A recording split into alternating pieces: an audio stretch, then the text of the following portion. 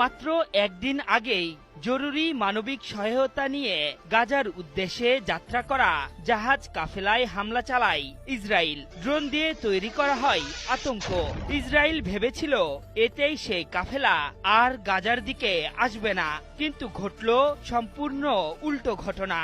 Global Sumud flotilla তো গাজার দিকে আসছেই, সেই সাথে এবার তাদের নিরাপত্তায় রীতিমতো ভয়ঙ্কর যুদ্ধজাহাজ পাঠিয়েছে ইতালি এবং স্পেন। ইসরায়েলের বিরুদ্ধে পশ্চিমাদের এমন পদক্ষেপ বিরল। নেতানিয়াহুর মাথায় যেন বাজ পড়েছে। ইতালি এবং স্পেনের যুদ্ধজাহাজ পাঠানোর খবর নিশ্চিত করেছে ব্রিটিশ গণমাধ্যম বিবিসি।